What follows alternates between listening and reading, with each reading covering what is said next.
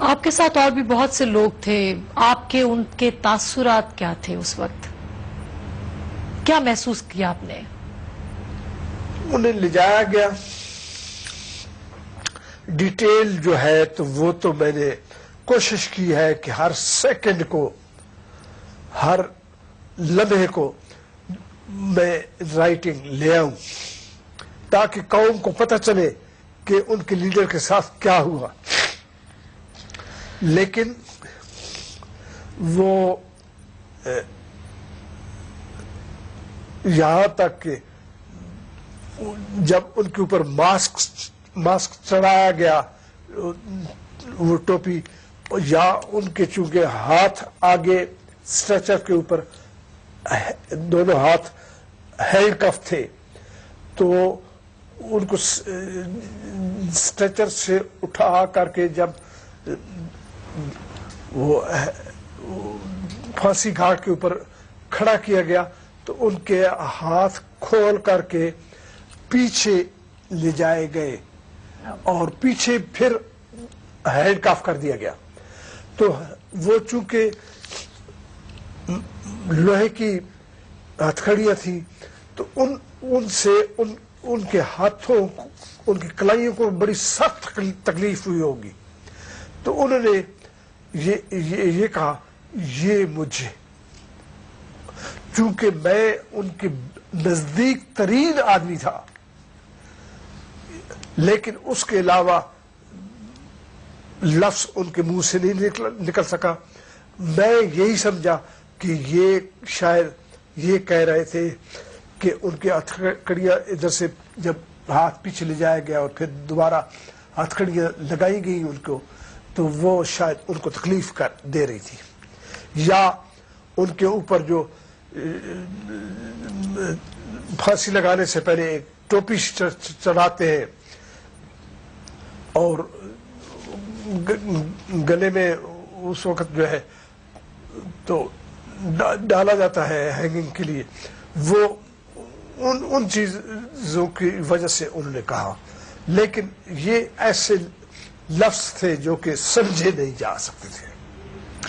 جب پھانسی دی جا رہی تھی تو آپ سمیت اور بھی بہت سے لوگ تھے، کوئی پچھتاوا محسوس ہوا یا آج کوئی پچھتاوا محسوس ہوتا ہے آپ کو؟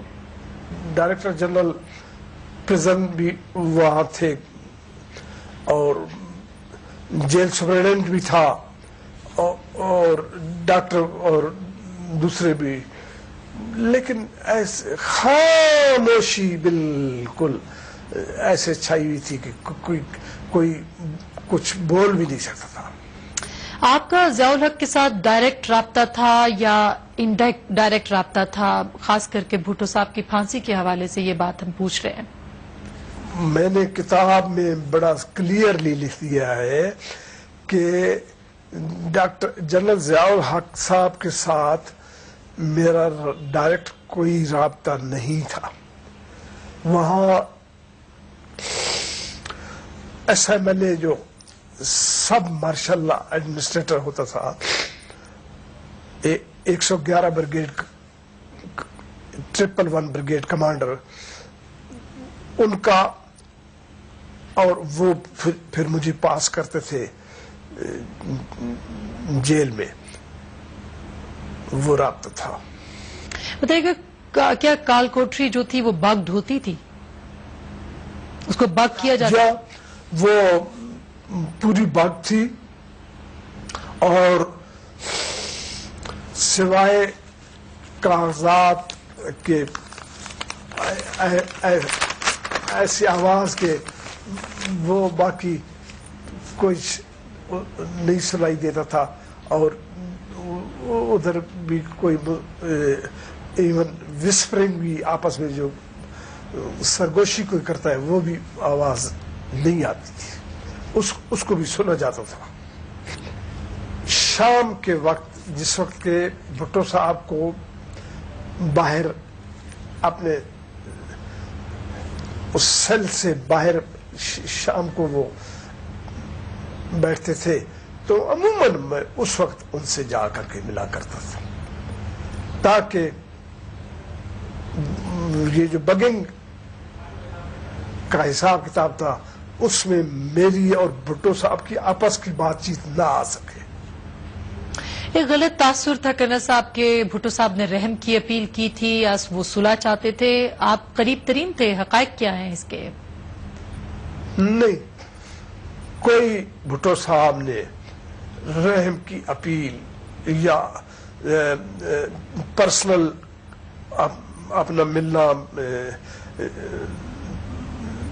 جنرل زیاد صاحب سے, کوئی بھٹو صاحب نے ایسی کوشش نہیں کی کبھی بھی. آپ یہ بتائیے گا کہ جب قائد عوام کو پھانسی دی جا رہی تھی, یہ لمحے بڑے ہی دردناک لمحے ہیں ایون ابھی بھی پاکستان کی قوم کے لیے. اب بھی جب آپ محسوس کرتے ہیں تو آپ کی کیا حالت ہوتی ہے, کس طرح سے اس کو محسوس کرتے ہیں آپ؟ اللہ تعالی کسی کو وہ وقت نہ دکھائے, میں اللہ کی پناہ مانگتا ہوں بس. آپ کس کو ذمہ دار ٹھہراتے ہیں کرنل صاحب اس تاریخی حادثے کا, واقعے کا, قتل کا؟ کون ذمہ دار ہے؟ ہمارا سپریم کورٹ ججز جو تھے ان کے سامنے چلی یہ ان کی اپیل اور سارا کیس ان کے سامنے تھا, لیکن آخرکار پھر بھی انہوں نے جو ہے ان کو پھانسی کا حکم دے دیا.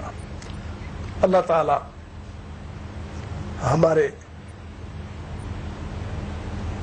ان کورٹس کو اللہ تعالی ہی سیدھے راستے پر لگائے. بہت بہت شکریہ کرنل رفیع الدین, کرنل ریٹائر رفیع الدین, جو کہ آخری لمحے جنہوں نے گزارے قائد عوام شہید ذوالفقار علی بھٹو کے ساتھ. ان کا یہ کہنا ہے کہ ذوالفقار علی بھٹو نے رحم کی اپیل نہیں کی, وہ عوام کا راج دیکھنا چاہتے تھے اور یہی ان کا قصور تھا.